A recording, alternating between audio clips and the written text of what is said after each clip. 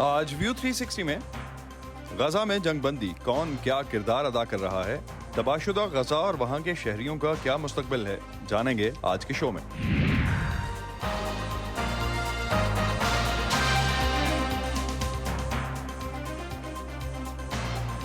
Voice of America के Washington studios में आप सबको खुश आमदीद। आप देख रहे हैं प्रोग्राम व्यू 360 और मैं हूं असदुल्ला खालिद। इसराइल की तरफ से गजा में हमास के कबूल किए गए जंगबंदी के मंसूबे को मुस्तरद करने के बाद इसराइली अहदेदार आज मुज़ाकरात के लिए मिस्र पहुंचे हैं। इसके साथ ही इसराइली फ़ौज ने रफ़ा के मशरकी हिस्से में बकौल उसके एक महदूद फ़ौजी कार्रवाई शुरू कर दी है। इसराइल ने यह कार्रवाई रफ़ा में फ़ौजी ऑपरेशन पर अक़वाम मुत्तहिदा और अमरीका की सख्त मुखालफत और तहफ़्फ़ुज़ात के बावजूद शुरू की है। हमास की तरफ से एक बयान में कहा गया है कि रफ़ा में इसराइली फ़ौजी कार्रवाई का मकसद जंगबंदी की कोशिशों को नुकसान पहुँचाना है। आज के प्रोग्राम में हम जायज़ा लेंगे कि हमास की तरफ से जंगबंदी की तजवीज़ को मानने के बाद इसराइल इसे कबूल करने को तैयार क्यों नहीं है, और गुज़िश्ता 24 घंटे में होने वाली इन सब डेवलपमेंट्स के बाद 7वें महीने में दाखिल हो चुकी इस जंग को रोकने के लिए अमरीका और आलमी बरादरी मज़ीद क्या कर सकती है। इसराइली फ़ौज के मुताबिक उसने गजा की पट्टी और मिस्र के दरमियान सरहदी गुजरगार रफ़ा क्रॉसिंग का कंट्रोल संभाल लिया है। मंगल के रोज़ किया जाने वाला ये ऐलान इसराइल की तरफ से एक रोज़ पहले लाखों फ़लस्तीनियों को इलाका खाली कर देने के हुक्म के बाद किया गया। इसराइली फ़ौज ने आज एक वीडियो जारी की है जिसमें इसराइली अफवाज को रफ़ा क्रॉसिंग के इलाके में दाखिल होते दिखाया गया है। रफ़ा में ऑपरेशन कई हफ्तों से इसराइल की तरफ से दिए गए इस इंदिए के बाद किया गया है, जिसमें इसराइली हुकूमत ने इस कार्रवाई को हमास को शिकस्त देने के अपने मकसद के लिए ज़रूरी करार दिया था। लेकिन अमरीका और अक़वाम मुत्तहिदा समेत कई आलमी ताकतें इसराइल के इस मंसूबे के ख़िलाफ़ थीं और ख़बरदार कर चुकी थीं कि फ़लस्तीनी सिविलियन से भरे इस इलाके में फ़ौजी ऑपरेशन इंसानी तबाही साबित होगा। इसराइली फ़ौज ने अपने बयानात में रफ़ा के ऑपरेशन को महदूद नौइयत की कार्रवाई कहा है और न्यूयॉर्क टाइम्स के मुताबिक ये एक वसी पैमाने की उस ज़मीनी कार्रवाई से कम है जिसका इरादा इसराइल ज़ाहिर कर रहा था। रफ़ा में इसराइली ऑपरेशन हमास की जानिब से पीर के रोज़ उस ऐलान के बाद आया कि इसने मिस्री और कतरी अहदेदारों की जानिब से तैयार करदा जंगबंदी के एक मंसूबे को कबूल कर लिया है। इसराइली वज़ीर-ए-आज़म के दफ्तर ने अपने रद्द-ए-अमल में कल कहा था कि जंगबंदी का मुजव्वज़ा मंसूबा इसराइल के बुनियादी मुतालबात के मुताबिक नहीं है, लेकिन ये कि इसराइल अपने मुज़ाकरातकारों को शराइत पर मज़ीद बातचीत के लिए मिस्र भेजेगा। रफ़ा में इसराइली फ़ौज की कार्रवाई और फ़लस्तीनी साइड से रफ़ा बॉर्डर क्रॉसिंग पर कब्जे के बाद रफ़ा में क्या सूरत हाल है और हुकूमत की जानिब से जंगबंदी के मुजव्वज़ा मंसूबे को ना मानने को इसराइल के अंदर कैसे देखा जा रहा है। हरिंदर मिश्रा सहाफ़ी हैं, यरूशलेम से हमें ज्वाइन कर रहे हैं, उनसे इस बारे में मज़ीद बात करते हैं।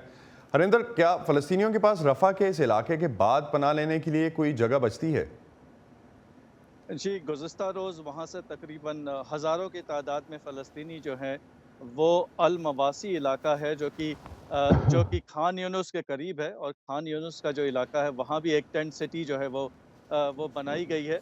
तो इस्राएली फ़ौज ने वहाँ पर पर्चे गिराए और उन लोगों को ये हिदायत दी गई कि वो वहाँ से बाहर निकल कर के वो अल-मवासी और खान यूनुस के इलाके में वो चले जाएँ। तो कल जो देखा गया गुज़िस्ता रोज़ वहाँ पर म्यूल ड्रिवन कार्ट्स जो हैं, उस पर हज़ारों की तादाद में फ़लस्तीनी जो हैं वो रफ़ा के मशरक़ी इलाके से निकल कर के उधर जाते हुए नज़र आए। लेकिन मेरी काफ़ी लोगों से वहाँ पर बात भी हुई और उनका कहना था कि वहाँ के जो हालात हैं वो बहुत ही ख़राब हैं, और वहाँ जाने पर उन्हें जो ज़रूरी जो चीज़ें हैं वो भी शायद मुहैया ना हो पाएँ। इसलिए अभी भी हज़ारों की तादाद में लोग जो हैं वो रफ़ा में ही बने हुए हैं, और रफ़ा का वो जो पूरा जो इलाका है वो महज़ 64 स्क्वायर मीटर का इलाका है, जिसमें कि 15 लाख लोग तकरीबन रह रहे हैं। तो वहाँ पर जो है बिल्कुल वो पनाह गज़ीनों का शहर जैसा बन गया है। हरिंदर, एक चीज़ जो रफ़ा क्रॉसिंग इससे पहले जो भी इमदाद आलमी बरादरी की तरफ से या कहीं से भी पहुँच रही थी, वो इस एक बड़ी आउटलेट उसकी जो थी वो रफ़ा क्रॉसिंग भी थी। अब रफ़ा में जो हमला हुआ है और रफ़ा क्रॉसिंग का कंट्रोल इसराइली मिलिट्री ने ले लिया है, तो अब इस हवाले से क्या इत्तलात हैं कि फ़लस्तीनियों तक ये इमदाद पहुँचेगी? देखिए, जो 2 मेजर यहाँ पर क्रॉसिंग्स हैं, रफ़ा और दूसरा करम शलोम, दोनों ही अभी बंद हैं।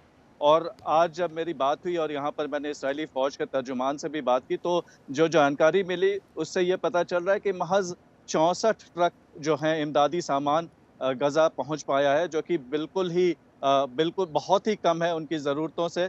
अभी तक जो है बात चल रही थी कि वैसे जंग शुरू होने के पहले वहाँ तकरीबन 500 ट्रक जो है सामान जाया करता था। जंग के दौरान भी जो है तकरीबन 200 ट्रक जो हैं वो जाना शुरू हो गए थे। जब दबाव पड़ने लगा, इसराइल इसराइली हुकूमत पर।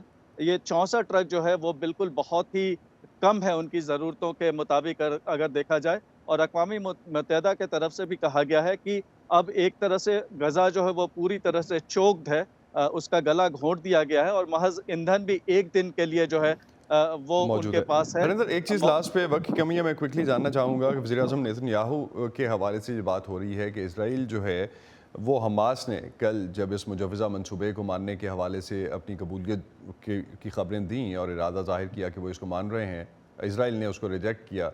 कई हल्के समझते हैं कि वज़ीर-ए-आज़म नेतन्याहू अपने आप को बचाने के लिए इस जंगबंदी के मुआहदे को नहीं मान रहे। इसराइल में क्या फीलर है? जी, बिल्कुल, यहाँ पर सियासी तज्ज़िया निगार जो हैं वो 2 तरह की बातें कर रहे हैं। कुछ सियासी तज्ज़िया निगारों का ये कहना है कि वो महज़ अपनी कुर्सी बचाने के लिए ऐसा कर रहे हैं, क्योंकि उनके मखलूत हुकूमत में शामिल जो इंतहा पसंद तंज़ीमें हैं, वो मसलसल जो इसकी मुखालफत कर रही हैं। उनका कहना है कि रफ़ा में कार्रवाई ज़रूरी है और जिन मकासद को लेकर के इसराइल वहाँ दाखिल हुआ था, उसमें अगर उसे कामयाबी नहीं मिलती है, तो इसराइल की हार है। तो उन्हें डर है कि ये मखलूत हुकूमत में शामिल जो तंज़ीमें हैं, वो अपना सपोर्ट वापस ले लेंगी। दूसरी तरफ कुछ सियासी तज्ज़िया निगारों का ये भी कहना है कि रफ़ा में जिस तरह की कार्रवाई हुई है और जिस तरह से रफ़ा क्रॉसिंग के करीब का जो इलाका है, जो मिस्र के बॉर्डर के करीब का इलाका इसराइल ने आज वहाँ पर कंट्रोल ले लिया है, वो एक तरह से लेवरेज के तौर पे उसे यूज़ करेगा और उससे हमास के ऊपर दबाव बढ़ेगा। तो ये 2 तरह की बातें यहाँ पे कही जा रही हैं। तो जिस तरह यहाँ की आबादी 2 खेमों में बटी हुई है, उसी तरह से ये 2 राय दोनों खेमों में पॉलिटिकल अलग-अलग ओपिनियन सुनने भी को मिल इसी रहे हैं। तरह से है। बहुत शुक्रिया हरिंदर, आप हमें अपडेट कर रहे थे यरूशलेम से। शुक्रिया। तहफ़्फ़ुज़ात के बावजूद रफ़ा में इसराइल के फ़ौजी ऑपरेशन पर अक़वाम मुत्तहिदा ने शदीद रद्द-ए-अमल दिया है। अक़वाम मुत्तहिदा के लिए वॉइस ऑफ़ अमेरिका की कॉरेस्पॉन्डेंट मार्गरेट बशीर हमें मज़ीद बता रही हैं। The United Nations reacted Monday to reports that अक़वाम मुत्तहिदा ने पीर के रोज़ हमास की जानिब से जंगबंदी की तजवीज़ कबूल करने और इसराइल की तरफ से गज़ा की पट्टी के मशरक़ी शहर रफ़ा में अपनी फ़ौजी कार्रवाई करने पर अपने रद्द अमल का इजहार किया है। सेक्रेटरी जनरल एंटोनियो गुटेरेस ने गहरे खदशे का इजहार करते हुए कहा कि इसराइली हुकूमत और हमास दोनों को उनके अल्फाज में लड़ाई को रोकने के लिए एक मुआहदे तक पहुँचने के लिए हद्दल वसी कोशिशें करनी चाहिए। the UN has been very concerned for आप जानते हैं कि अक़वाम मुत्तहिदा को कई हफ्तों से इस बात पर तशवीश है कि अगर बड़े पैमाने पर फौजी कार्रवाई आगे बढ़े तो रफ़ा में पनाह लेने वाले 13 लाख से ज्यादा शहरियों का क्या होगा। निस्फ से ज्यादा आबादी बच्चों पर मुश्तमिल है। रफ़ा अक़वाम मुत्तहिदा और बैनुल अक़वामी इमदादी ग्रुपों के लिए इंसानी इमदाद का एक बड़ा मरकज़ है और यहाँ फौजी कार्रवाई इमदादी कार्रवाइयों को शदीद मुतासर कर सकती है, खास तौर पर ऐसे वक्त में जब शुमाली गज़ा कहत के दहाने पर है। अक़वाम मुत्तहिदा ने कहा है कि वो बड़े पैमाने पर इनखला के अमल में हिस्सा नहीं लेगा। महफूज अंदाज में इनखला नामुमकिन है और ये कि जिन इलाकों में इसराइल लोगों को भेजना चाहता है वहाँ पहले ही बहुत ज्यादा लोग मौजूद हैं। उनका कहना है कि इन इलाकों तक जाने के लिए सड़कें महफूज नहीं हैं। ये सड़कें बारूदी सुरंगों और लड़ाई के दौरान ना फटने वाले गोला बारूद से अटी पड़ी हैं, तो वो महफूज नहीं है।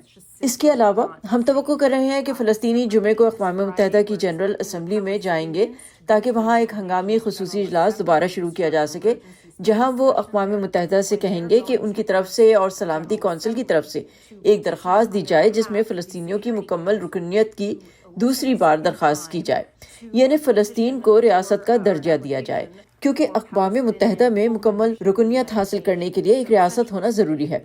इस पर पहला इख्तियार अक़वाम मुत्तहिदा की सलामती कौंसिल का है। उन्होंने अप्रैल में फ़लस्तीनियों की दरख्वास्त पर गौर किया था और जब वोटिंग की बात आई तो अमरीका ने इसे वीटो कर दिया था। इसलिए अब फ़लस्तीनी उम्मीद कर रहे हैं कि जनरल असम्बली इसे सलामती कौंसिल में वापस भेजे, उनसे दरख्वास्त पर हमदर्दाना गौर करने और पहले अखज़ किए गए नतीजे को तब्दील करने की दरख्वास्त करे।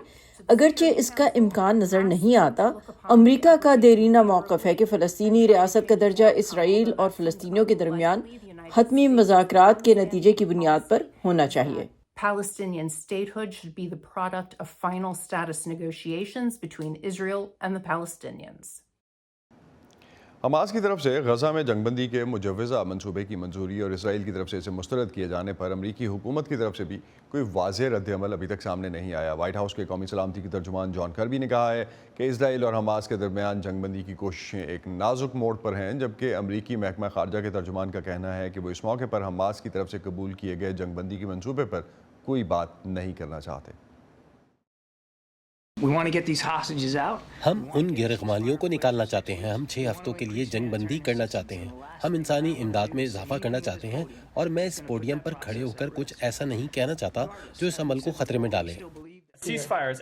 جنگ بندی بالکل قابل حصول ہے. ایک معاہدہ، ایک تجویز موجود ہے جو فوری جنگ بندی اور یرغمالوں کی رہائی کو ممکن بنائے گی. جہاں تک حماس کے رد عمل کی بات ہے، میں اس کو کسی بھی طرح کا کوئی رنگ نہیں دینا چاہوں گا جب تک کہ ہمیں اس کا گہرائی سے جائزہ لینے اور خطے میں اپنی شراکت داروں سے اس کے بارے میں بات کرنے کا موقع نہ ملے. اسرائیلی فوج نے تازہ فوجی کارروائی سے پہلے مشرقی رفح سے لوگوں کو انخلاء کی ہدایت کی تھی.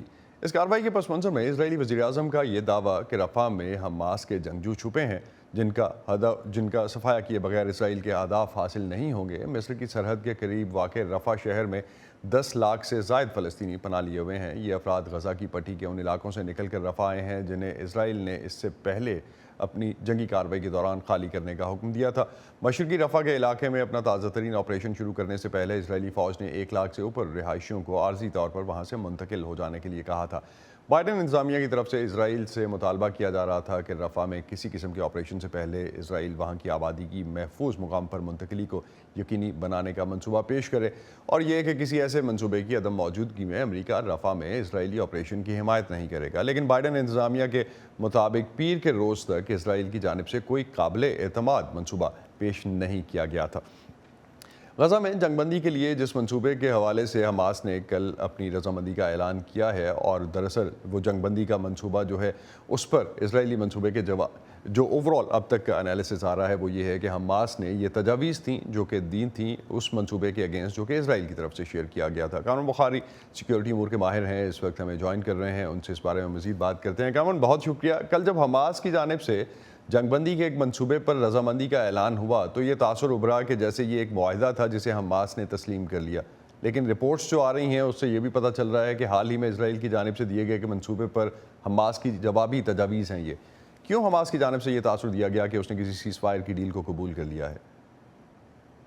دیکھیں، فریقین جب بات چیت کر رہے ہوتے ہیں، لین دین کر رہے ہوتے ہیں، سودے بازی چل رہی ہوتی ہے، تو اس میں دوسری سائیڈ کے جو تجاویز ہوتی ہیں ان کو جوں کا تو کوئی مانتا نہیں ہے، تو اس میں امینڈمنٹس ہوتی ہیں. آج نیو یارک ٹائمز میں ایک چھوٹی سی خبر ہے جس میں انہوں نے بتایا کہ مسئلہ کیا ہے.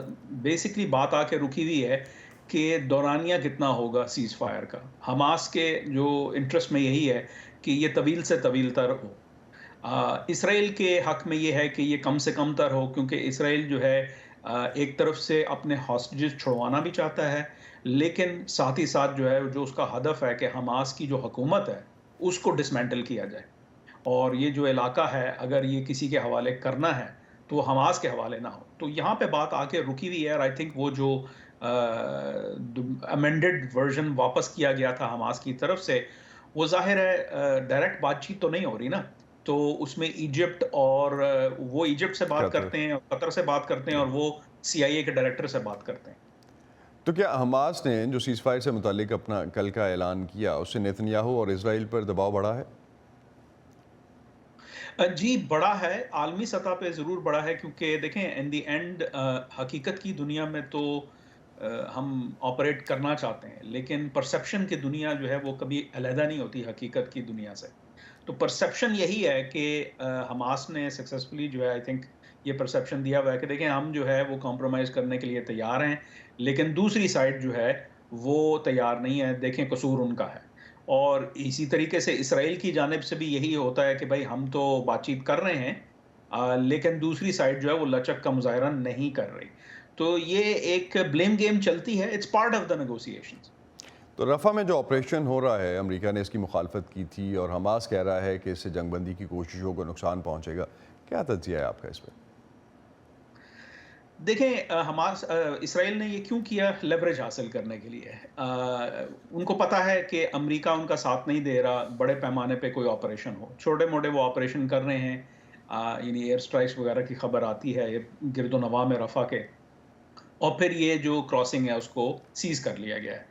اس کے علاوہ یہ جو 1 لاکھ لوگوں کی جو ہے نا نقل مکانی کی بات کی گئی ہے، یہ ایسے لگتا ہے کہ ایک خاص اپنا کوارٹر کے اندر، پورے بڑے پیمانے پہ نہیں لیکن رفح کے کسی ایک خاص حصے کے اندر وہ کارروائی کرنا چاہتے ہیں.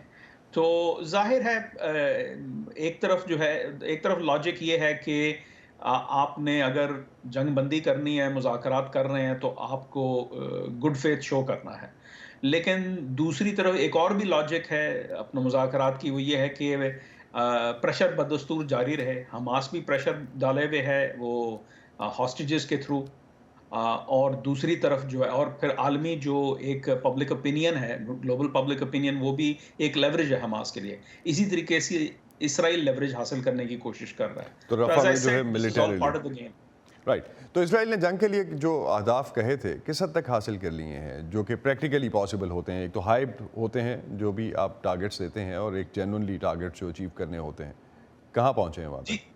جی میں 2 نومبر کو میں نے ایک مضمون لکھا تھا، اسرائیل رسکس پیرک وکٹری اوور حماس. تو میرا مقصد اس وقت یہی کہنے کا تھا کہ جس طریقے سے یہ جنگ چل رہی ہے تو حماس کو نقصان تو پہنچے گا، لیکن اسرائیل بھی جو وکٹری حاصل کرے گا تو وہ بہت جو ہے نا ایک طرح سے نہ ہونے کے برابر ہوگی. دیکھیں جہاں تک تو حماس کو ڈیگریڈ کرنے کی بات ہے، ظاہر ہے وہ حماس کی ڈیگریڈیشن ہوئی ہے.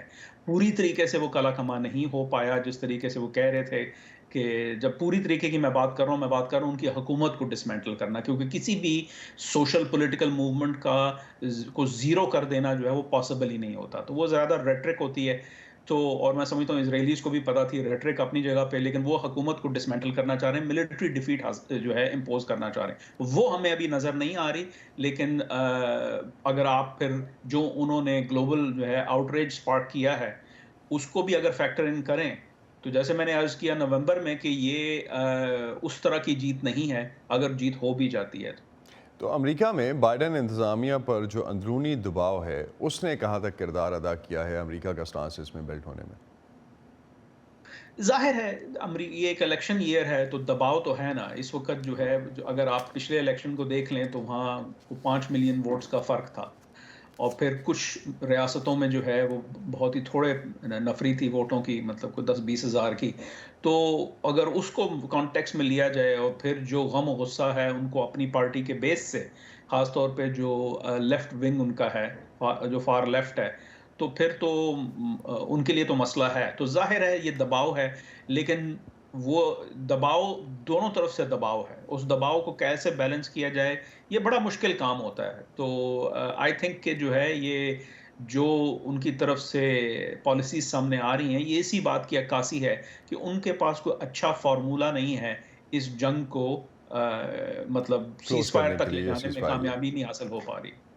بہت شکریہ کامران، آپ ہمارے ساتھ تھے. کامران بخاری ناظرین، ان سے ہم تجزیہ لے رہے تھے سیکیورٹی کے پرسپیکٹو سے. اس حوالے سے مزید بات کرتے ہیں. پشاور یونیورسٹی سے سید حسین شہید سہروردی ہمیں جوائن کر رہے ہیں، انٹرنیشنل ریلیشنز کے ایکسپرٹ ہیں. حسین، حماس کی طرف سے یہ معاہدہ قبول کیے جانے یا مجوزہ منصوبہ قبول کیے جانے کے بعد جو امکانات تھے، یا یہ کوئی سرپرائز تھا؟ اس سے پہلے بھی کوئی ایکسپیکٹیشنز تھی اس طرح کی، اور اسرائیل کے لیے بھی آپ سمجھتے ہیں یہ ایک سرپرائز تھا؟ دیکھیے بنیادی طور پر جب ہم اس معاہدے کا یا ان جو کلازز ہیں ان کو پڑھیں تو فرام دا ڈے ون پتہ چل جاتا ہے کہ جو حماس چاہتا تھا یہ تو وہی ہے. حماس چاہتا ہے withdrawal of Israeli forces from Gaza. Hamas چاہتا ہے کہ جو ڈسپلیس کیے گئے ہیں فلسطینی ان کو واپس غزہ میں کیا جائے، اور دوسری بات یہ کہ جو پریزنرز کی جو ہے وہ ایکسچینج کی جائے فلسطینیوں کی اور جو اسرائیلی ہیں. یہی تو حماس چاہتا تھا. تو ان کو کیا چاہیے تھا؟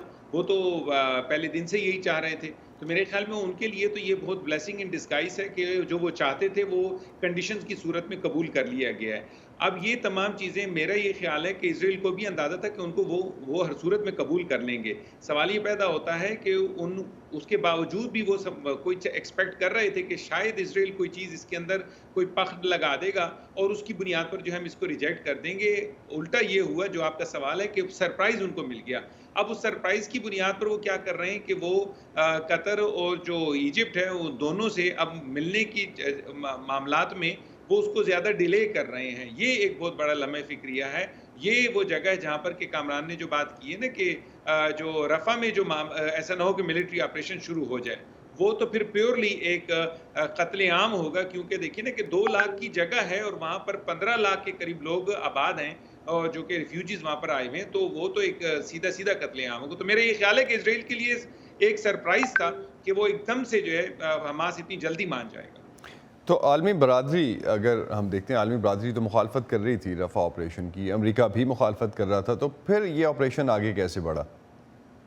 دیکھیے ہم نے آپ عالمی برادری کو اگر دیکھیے نا، انہوں نے اتنی ڈھیل دی ہے اسرائیل کو، اتنی ڈھیل دی ہے کہ اب اس کو تو لگ ہی نہیں رہا کہ عالمی برادری کہاں پر سنجیدہ ہے. ان کو ہمیں رک جانا ہے اور عالمی برادری کی بات کو جو ہے مان لینا ہے.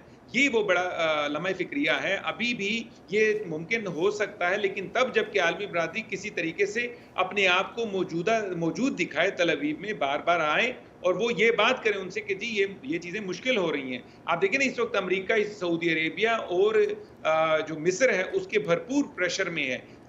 امریکہ جو ہے وہ عوامی پریشر میں ہے، پورا یورپ جو ہے وہ عوامی پریشر میں ہے. تو اسی طریقے کا پریشر ان کو پھر اسرائیل پر ڈالنا ہوگا. مجھے لگ رہا ہے کہ امریکہ اور جو بین الاقوامی جو دباؤ ہے وہ ایک قدم آگے 2 قدم پیچھے اسرائیل کو لگ رہا ہے، جس کی وجہ سے کہ وہ اسے سیریس نہیں لے رہے ہیں اور لگ ہی رہا ہے کہ ایسا ہو کہ رفح پر جو ہے کہیں حملہ ہو نہ جائے. تو رفح پہ جو ابھی محدود پیمانے پہ کارروائی شروع ہوئی ہے پروفیسر، اس میں ہم نے ایک چیز دیکھی جو کہ اسرائیلی پرائم منسٹر کا جو سٹیٹمنٹ آیا 2 دن پہلے، جس میں انہوں نے کہا کہ وہ اکیلے بھی اگر کھڑے ہوں، اسرائیل اکیلا بھی کھڑا ہو تو وہ یہ کارروائی کریں گے، یا اس حماس کے خلاف پرائمریلی انہوں نے کہا کہ وہ کارروائی کریں گے. تو آپ کے خیال میں کیا اسرائیل واقعی اکیلا کھڑا ہے؟ لیکن اب اسرائیل کی تو حکومت کا تھوڑا سا خیال رکھ لیجئے نا کہ وہ حکومت چاہتی کیا تھی. اس نے شروع میں کیا اہداف مقرر کیے تھے. پہلے تو یہ تھا کہ اسماعیل ہانیہ کا ہم اس کو مار کر رہیں گے. دوسرا یہ کہ حماس کا جو ہے بالکل صفحہ ہستی سے نام مٹا دیں گے. دونوں جو ان کے جو مقاصد ہیں وہ ابھی تک پورے نہیں ہوئے. تو نتن یاہو کے اوپر ایک بہت بڑا، ویسے بھی آپ کو معلوم ہے اس وقت نتن یاہو اسرائیل کے سب سے بدنام زمانہ انسان ہے. میں وزیر اعظم کی بات نہیں کر رہا، وزیر اعظم کے طور پر تو ویسے بھی وہ بدنام ہو چکے ہیں. تو اگر 2 اہداف کو حاصل کیے بغیر وہ ایک دم سے پیچھے ہٹتی ہیں تو نتن یاہو، ان کی حکومت، ان کی پارٹی اور ذاتی طور پر وہ اور زیادہ بدنام ہو جائیں گے. تو وہ کیا بتائیں گے اپنی عوام کو کہ ہم نے کون سے اہداف انہوں نے اچیو کیے ہیں. اس وقت فلسطینیوں کا قتل عام وہ کسی صورت میں بھی ملحوظ خاطر رکھ ہی نہیں رہے ہیں. وہ تو اس کو کسی خاطر میں ہی نہیں لا رہے ہیں. وہ یہ دیکھ رہے ہیں کہ ہمارے سیاسی مقاصد کیا تھے. ہم نے مغویوں کو آزاد کرانا ہے. وہ کیا ہو گیا ہے ابھی تک کہ نہیں؟ وہ بھی نہیں ہوا، بلکہ وہ مشروط ہو گیا ہے. جو حماس نے شرائط مانی ہے، نئی شرائط مانی ہے. حسین ایک چیز کوئکلی، میرے پاس کوئی 1.5 منٹ ہے، میں چاہوں گا اس کو بھی آپ ایڈریس کرتے چلیں. چند دن پہلے حماس کے سیاسی ونگ کے سربراہ کا یہ بیان آیا تھا کہ حماس ہتھیار ڈالنے کو تیار ہے اگر انہیں 2 ریاستی حل دے دیا جاتا ہے. کتنا امکان ہے 2 ریاستی حل کا اس کے بعد لانگ رن میں؟ اصل دیکھیے اس وقت جو جنگ جاری ہے نا، یہ کوئی جنگ نہیں ہے. جنگ 2 برابروں کے درمیان ہوتی ہے. یہاں پر ایک مضبوط فریق ہے، دوسری طرف فریق بہت زیادہ کمزور ہے. تو یہ ایک کا دوسرے مضبوط کا مظلوم کے اوپر ظلم ہے. حقیقت میں مضبوط کا کمزور کے اوپر ظلم ہے. اب اس کے لیے ضرورت کس امر کی ہے؟ 2 ریاستی حل جو ہے وہ تو تب ممکن ہے جب بین الاقوامی جو برادری ہے وہ بیچ میں آ جائے.